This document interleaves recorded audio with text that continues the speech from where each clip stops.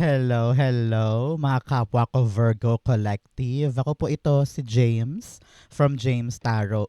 PH. Lumabas ko rin natin nakabaliktad na Ten of Swords. Nakita ko dito some of you are needed to move on about something. Parang kailangan mo nang bumangon at huwag na magstay sa isang bagay na alam mong nahihirapan ka na.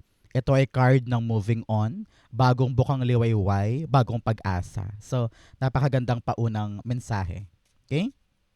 So, alamin po natin ng inyong weekly reading. Paunang mensahe yon, isa-isip mo today for April 20 hanggang 26. No?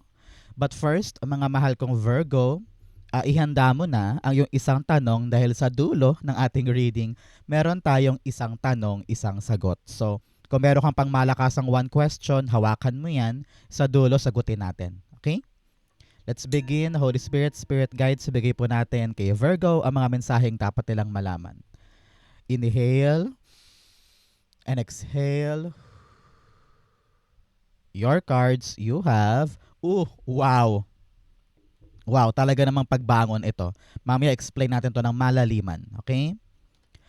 So mga mahal kong Virgo, salamat nga pala sa lahat po ng mga hindi nag-i-skip ng ads, sa lahat po na nagla-like, nagko-comment, at lahat din po ng mga patuloy na nagmamahal, nag-subscribe. Hello po sa mga new subscribers natin. At ganon din po sa mga palagian, nanonood sa ating kada upload na libre para sa inyo. Salamat po. So keep on liking, keep on commenting, and thank you talaga po for not skipping the ads. Salamat po. So, in the background of your reading, meron kang the Three of Wands. Meron kang 3-3. Naku, talaga naman pong ang inyong ancestors na namayapa na ay hanggang ngayon pinoprotektahan ka pa din. Okay? So, mag-thank you ka, magdasal ka, mamaya magtirik ka ng kandila para sa loved one mo na hanggang ngayon ipinoprotektahan ka pa din at ginagabayan ka kahit nasa kabilang buhay na siya. Okay? So, the Three of Wands, panahon daw to para kumilos or humakbang sa mga bagong bagay. May darating po na isang pagkakataon this week na hindi mo dapat palagpasin. Narinig ko dito na kung naghihintay ka ng tawag, naghihintay ka ng konfirmasyon, naghihintay ka ng go signal about something na nitong mga nakaraang linggo, nakaraang buwan, parang feeling mo, wala na, dead ball na siguro. Siguro ayoko nang umasa, pero biglang boom, may darating na magpapabangon sa'yo. Okay? So, this week, Virgo, kailangan talaga active ka. Ready kang gumalaw kasi pag dumating to, kailangan agad ng talagang matinong aksyon mula sa'yo. So, step forward. Time na for you to grow, for advancement, at yakapin yung paparating. Congrats po. Okay? So, napag-usapan natin kanina, tumilapon, di ba? Talagang gustong magpakilala sa atin ng card na ito for your reading for the week. And true enough, nasa core energy mo siya. So sinasabi dito na this time, kung akala mo ending na, kung akala mo wala ka nang mararating, kung akala mo talong-talo ka na, but no. This week is very transformative para sa ating lahat. Okay? Nanggaling ka na sa lahat ng sakit, pagkalugi, or pagka-traidor, or niloko ka, or talaga namang na-disappoint ka. Kahit yung simpleng disappointment about something na akala mo, ending na to, wala na, ayoko na, dapang-dapa na ako, wala na akong magawa. But boom, may darating na magpapabangon sa'yo and you will realize na alam mo, lahat ng mga nangyari dati, blessing in disguise yun. No? Kung ano naman yung mga papasok ngayon, hindi mo yan makukuha kung hindi nag-end yung dati. No? So magalak ka, ma-excite ka, kung ano man ang iniyak mo noon at talagang namang nakasakit sa'yo noon, mapapaltan yan ng something new na talaga namang magpapaangat na sa'yo. Okay? Sa the Ten of Swords, the Four of Cups. Yes, dismayado ka before eh. Sabi mo, ano ba yan? Bakit ganito? Lahat naman ginagawa ko, lahat naman binibigay ko, lahat naman pinagsusumikapan ko, pero bakit lagi akong olats? Bakit lagi akong dapang-dapa dyan? Bakit ganito lagi ang kinakahinatnan? No? Dahil 2 beses lumabas tong card na to, kahit ni-reshuffle ko na, at nung tumilapon siya, ito pa rin. This is a great sign para sa ating lahat, Virgo, that something new is coming for us. Yung talagang hinahangad natin. merong pintuan, may kumpirmasyon, may magandang balitang darating. Kaya mag-e-end talaga yung ating pagkadismaya, yung ating pagkalumbay, yung ating kalungkutan sa mga bagay na nauwing wala, no? So panahon talaga to be excited dahil yung panahon na salat, yung panahon na parang disyerto ang buhay natin ay manunumbalik yung sigla sa pagpasok ng bagong bagay. So, good luck po and congrats ngayon pa lang. Kina-congratulate ko na kayo. Whatever's coming, it will make you feel like, yes, this is my time. This is my opportunity for something new. Congrats po. Okay? So, mga mahal kong Virgo, ilapag mo na sa ating comment section kung ano yung mga gusto mong matanggap this week. Okay? Whatever you want to receive this week, ilagay mo yan sa baba, i-comment mo yan. It will happen to you. Okay? In the area of what you need to focus on, meron po kayong the Temperance card. Sabi dito, Virgo, talaga namang naging matyaga ka. Panahon din daw to really compromise or maging marunong daw makisama. Yun narinig ko matuto kang makisama. Kung ano yung kailangan gawin mo. Parang ganyan. Example, sinasabihan ka na, uy, punta ka dito Virgo ng 6 a.m. Sabi mo, ay ayoko, 10 na lang. Parang pinapayuhan ka to listen, to abide, to follow. Parang ganyan eh. Sabi rin dito, narinig ko, kanina, while I'm shuffling, I heard na bantayan yung iyong mga bagay na inaalagaan. Halimbawa, you are actually nagtitipid, ganyan. So make sure na kung ano yung pinagtitipiran mo, keep to that, stick to that, okay? Sabi dito, lagi mo daw isipin, pag ba to binili ko, kailangan ko ba yan? Kailangan ko bang gastosan to? Kailangan ko bang bilhin yun? Lagi mo daw isipin yun. Bago ka kumilos o magbigay ng pera, narinig ko dito na always be mindful muna before we spend, especially this week, no? Lagi mong isipin kung, teka, kailangan na ba yan ngayon? Parang ganyan. So, always do that. Okay? So, with a Temperance card, pinapayuhan ka na maging pasensyoso. Especially sa pagdating ng bagong bagay na magpapabangon sa'yo at yung magpapa-forward sa'yo. No? Kailangan dito tiyaga, sipag, pagtitiis, kayod, following orders, wag choosy, wag reklamador, parang ganyan. Okay? Kasi kailangan talaga nating ipakita na tayo'y kikilos, tayo'y gagalaw, nang sa ganon maiandar natin kung ano man yung bunga nito. Okay? Importante yan. The Temperance card, the High Priestess. It's all about you trusting your instinct pagdating sa ginagawa mo ngayon. Alam mo Alam mo kung ano yung dapat pagtiisan, alam mo kung ano yung dapat na pagtrabahuhan, alam mo kung ano yung mga dapat kong layuan, baguhin, i-innovate, no? Many of you are being asked na this time around sa paggalaw mo, pagkatiwalaan mo yung talent mo ha. Kasi karamihan sa ating mga Virgo, we always doubt ourselves. Kahit naman kaya natin, kahit naman okay na, iniisip lagi natin na hindi, kailangan pa gumanda, kailangan pa umayos, kailangan pa perfect. Parang ganyan. So, whatever you're trying to do, believe na kaya mo ha. And do not doubt, do not doubt, do not doubt yourself. Minsan, kahit simple lang, pinapahirapan mo ang sarili mo. So, panahon to para padaliin ang lahat at maging, just go with the flow. Go with the flow and do your best. Okay na yun. Okay? So, mga kapwa ko Virgo, ano ang birthday ninyo? Comment down below. Ano pong balak nyo this year? Ano ba yung mga goal na gusto mong makuha before your birthday happens? Comment po kayo sa baba, okay?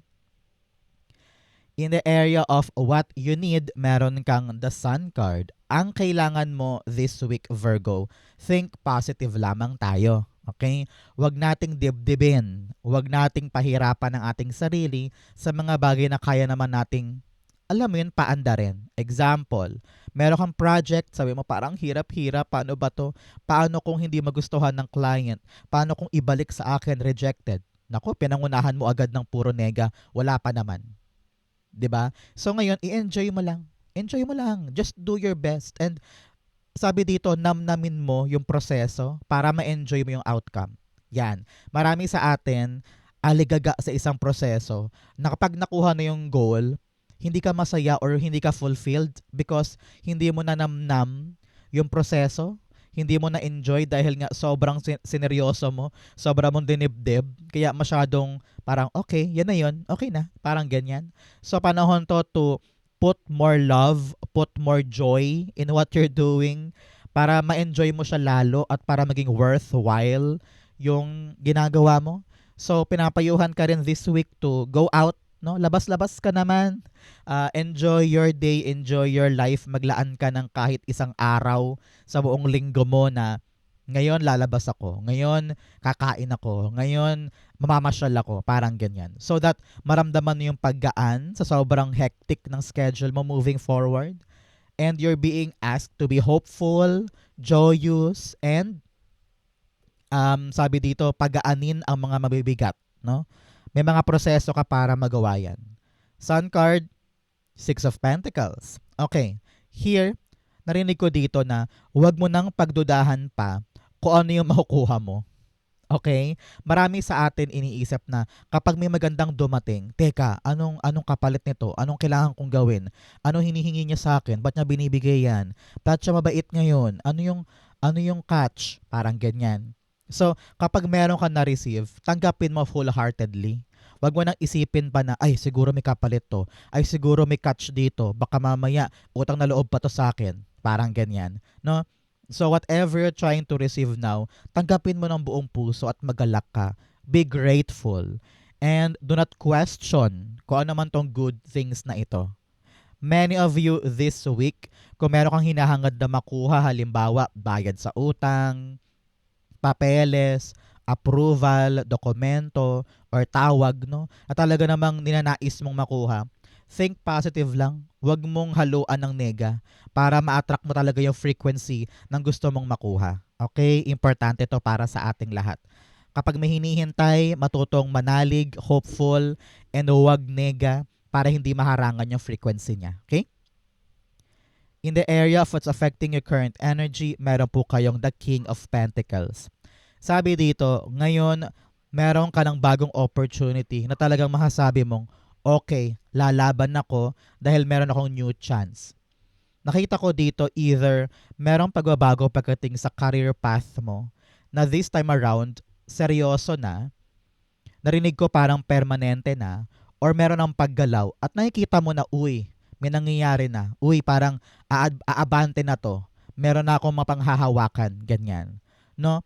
So, now kitang-kita ko dito na something is growing back.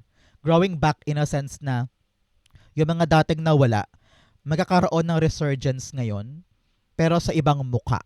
No, example, before nalugi ka sa isang negosyo, pero ngayon sabi mo, ay may chance na akong itayo ulit yung negosyong gusto ko.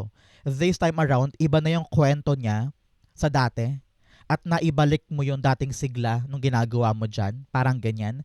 O halimbawa sa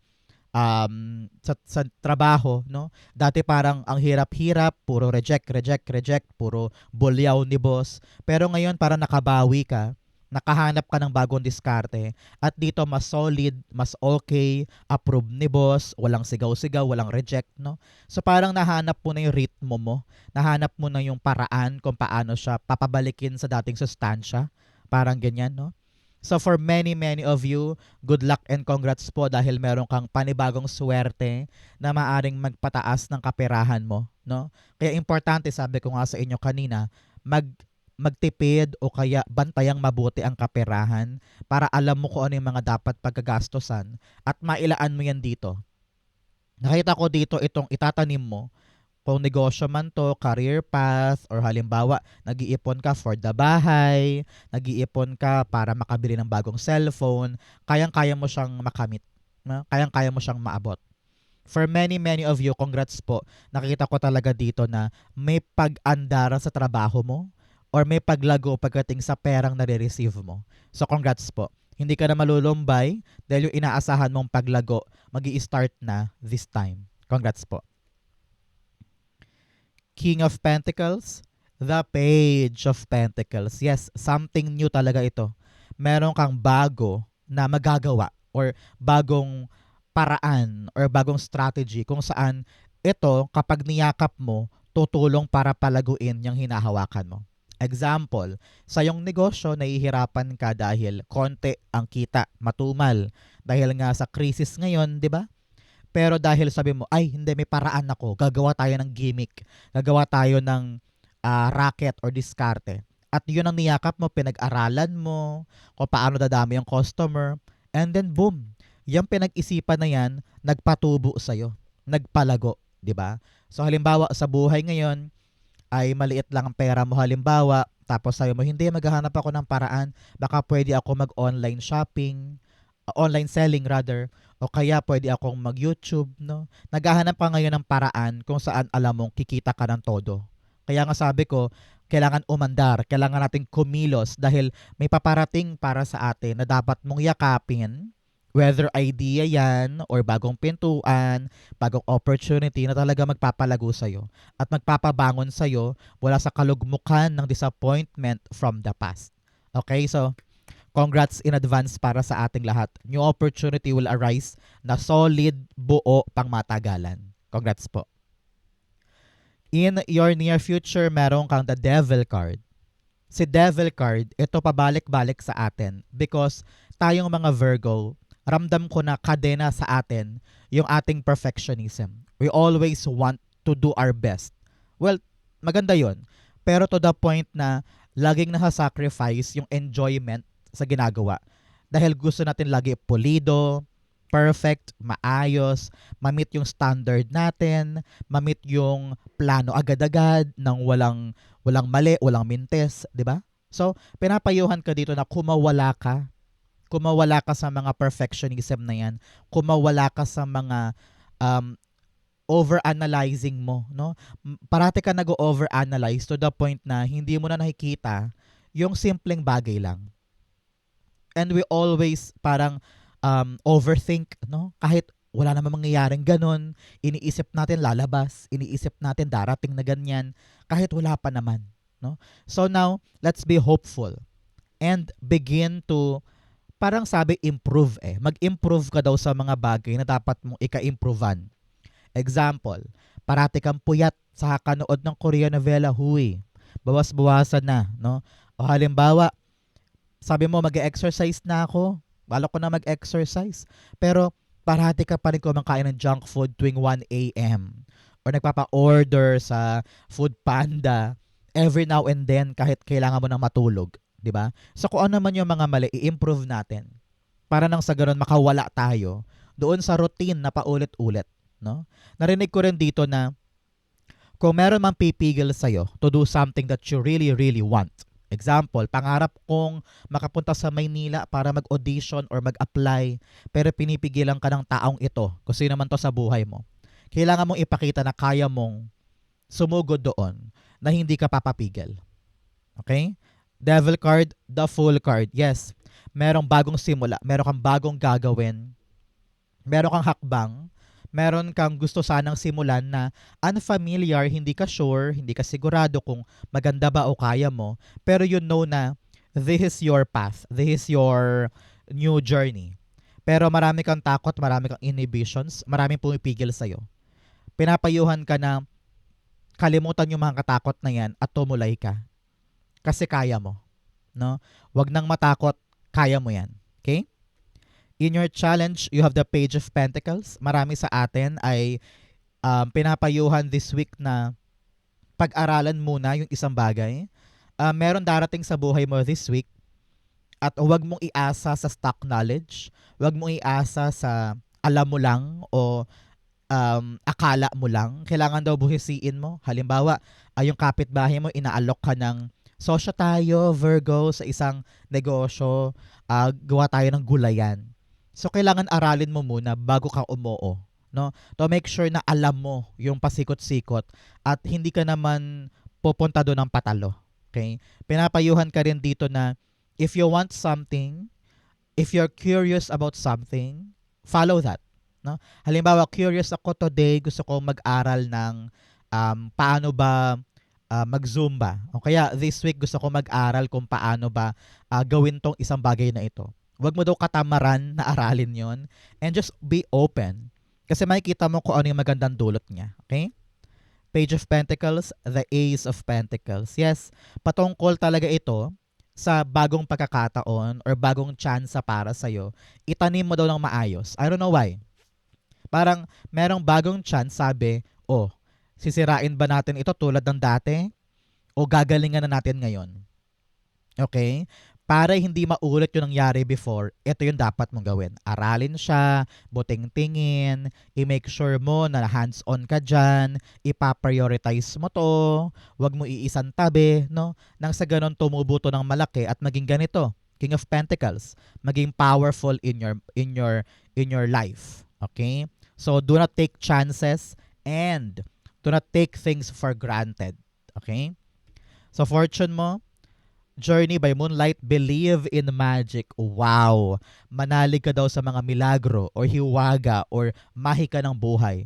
Na kung lagapak ka ngayon, may rason ka para bumangon. Okay? And something new is arriving. Especially here with the Three of Cups. Celebration, celebration, celebration. This is the week na talaga namang may announcement. Meron kang matamis na bungang makukuha. This is a harvest energy. So kung meron kang pinaghihirapan ngayon at meron kang hinihintay, guaranteed, meron ka pong i-celebrate na talaga namang hindi ka makapaniwala na nakuha mo or naging maayos. So congrats, narinig ko dito, meron din mga reunion, alumni homecoming, gathering with family and friends. Panahon to really go out, sabi ko nga kanina, go out, have fun, enjoy your life. Okay? Three of Cups, the King of Wands. Okay, tungkol to sa isang plano mo, itong i-celebrate mo, na tinapangan mo before. Ramdam ko dito na meron kang sinugal before or ginawa before at parang ngayon nag-come into fruition yung plano, natupad, na-approve. Narinig ko dito na dati hindi mo akalaing magagawa mo pala pero nagawa mo. At dahil yan sa tapang mo. So congratulations, celebrate the fruit of your hard work na talaga namang ginawa mo before. Congrats, congrats, congrats. Okay? In your divine messages, meron kang don't let your pride get in the way. Sabi nga dito, huwag kang ma-pride, huwag kang ma-ego. Kapag dumating, huwag choosy, no, huwag feeling alta agad-agad. Kailangan pagdaanan yung ganitong proseso, pagdaanan mo. And always be humble enough to admit na, ay, kailangan ko pang pag-aralan yan. Ay, sorry, hindi ko pa yan masyadong gets, aralin ko muna. Okay lang pag magmumukha kang hindi ka marunong, okay lang yun. Pride mo lang yan eh. Kaya always admit na, aralin ko lang ha, tignan ko lang ha, parang ganyan. Divine messages, chariot card, charge forward. Panahon na daw para kumilos, para umabante. If you are thinking of transferring, thinking of traveling, or meron kang move na gagawin this week, this is your sign, move and be brave. Chariot, the Hermit card. Tayo to, Virgo, pag lumalabas tayo sa ating reading, this is really telling you we are very, very powerful this week. Okay? Sabi dito, tama na yung pag-self-isolate. No? Alam mo kung ano yung mga dapat mong gawin at kailangan mo nang gumalaw para sa mga bagay na gusto mong mangyari. Kapag lahi ka nagkukulong dyan at nagtatago at puro nasa isip lang lahat ng gustong gawin, walang mangyayari. Kailangan nating umandar at buksan ang sarili natin sa mundo para matupad sa ating reality yung gusto natin. Okay? Outcome mo to, bigyan mo na kita na fortune cards. You have bell announcement. Yes, sabi ko nga sa inyo, talaga namang may announcement this week. Congrats. Tank card celebration, fun and enjoyment. Wow. Talagang merong announcement na magpapa-enjoy, celebrate, party para sa inyo. You have broken wishbone, wish will not be granted because kailangan pang pagdaanan yung mga dapat pagdaanan. Magbabago to once talagang maisip mo yung tamang proseso this week. Okay? You have dog protection from a powerful friend. Wow! Meron daw po kayong protection from a friend o kaya backer mo to o kaya connection mo to. No? Siya yung talagang aagapay sa'yo at solid ka dito. No? Meron kang aasahan na tulong from someone. Congrats po. Ang outcome ni Virgo from April 20 hanggang 26, the Page of Cups. Okay? This week, you will know what you really, really want. Parang wala nang confusion, wala nang aligaga, wala nang paiba-iba. kita ko dito na sigurado ka na sa gusto mong kunin at tanaw na tanaw mo na sa kanya kung paano siya kukunin. You are now, kung dati puro pangarap lang eh, dati parang sana no, pero ngayon, ano na eh, abot kamay na eh, sigurado na eh, meron ka ng konkretong aksyon para makuha siya. At ang kailangan mo lang gawin, maging dedicated, talagang sumugod, lumaban ng buong puso kasi kayang-kaya mo siyang makuha. Meron kang surprise, no? Surprise, unexpected scenario this week na labis-labis mong ikakagulat at hindi ka makapaniwala na dumating siya. Page of Cups, the Six of Wands, victory. You are the chosen one. Dahil dedicated ka sa isang bagay, ikaw ang napili. Whether napili ka sa promotion, ikaw ang nag-iisang natanggap sa isang job interview, o kaya yung pinasa mong dokumento, ikaw ang napili, no? So nakita ko dito, natatangi ka. Natatangi ka, no? At ikaw ang magtatagumpay sa kabila ng maraming taong naglalaban-laban para dyan. Okay? For many of you, kung ano man tong unexpected gift na darating, sobra-sobra mong ikakatuwa dahil hindi mo akalain na ikaw ang makakakuha nito. So congrats. Time for you to celebrate whatever na darating sa iyong bagong bagay this week. Okay?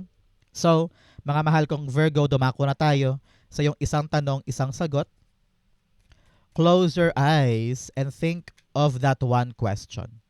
Mabilisan lang to. Oops. Inhale and exhale the answer to your question. You have the World card, the Nine of Pentacles, and the Queen of Cups. Beautiful. At the bottom, Ten of Swords. Wow. Tatlong beses ang lumabas si Ten of Swords sa ating reading. Telling nyo talaga na pabangon ka na. Ending nyo to na suffering mo. Huwag kang mag-alala, okay?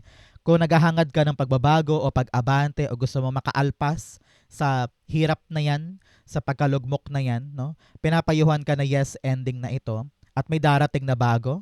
You are now closing a past cycle and ready ka na dapat daw na tumulay sa mga bagong journey or bagong chapter ng buhay mo.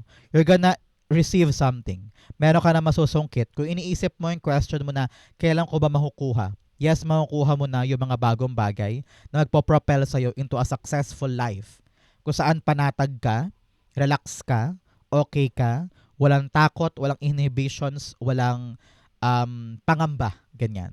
And lahat ng hinahangad ng puso mo ay mag-a-arrive sa reality mo. Okay? Sabi dito, huwag limitahan ng sarili. Kung iniisip mo na hanggang dyan ka lang, hindi. Meron ka pang bagong liwanag, bagong pag-asa, bagong buhay na naghihintay para sa'yo. No? So, huwag kang matakot na isara yung nakaraan. Dahil yung mga bagong aanihin mo ay talagang totoong para sa'yo. At mararamdaman mo yan na, ay, this is the dream life. Ay, this is really what I want. No? So, do not give up on your life. And always channel yourself for something new and something more. Okay? Kung ang question mo yes or no, the answer is yes. Yes. Makakabawi ka na, makakabangon ka na, maangkin mo tong bagong to, sayong-sayo yan, magudulot yan sa'yo ng kapanatagan dahil gusto mo yan. Kung ano yung desire ng puso mo, makukuha mo at may enjoy mo siya at talaga namang parang kang lumilipad, parang yes, this is the life that I want. Malayong malayo sa buhay mo noon. Okay? Napakaganda for you. So Virgo, ito po ang inyong isang tanong, isang sagot. Ganon din po ang April 20 to 26. Saan ka naka-resonate? Comment below, babasahin ko po yan. Thank you Holy Spirit, Spirit Guides for the clarity and messages na dapat malaman ng mga kapwa ko Virgo. Thank you po for watching hanggang dulo. I love you. This has been James for James Tarot PH. God bless everybody.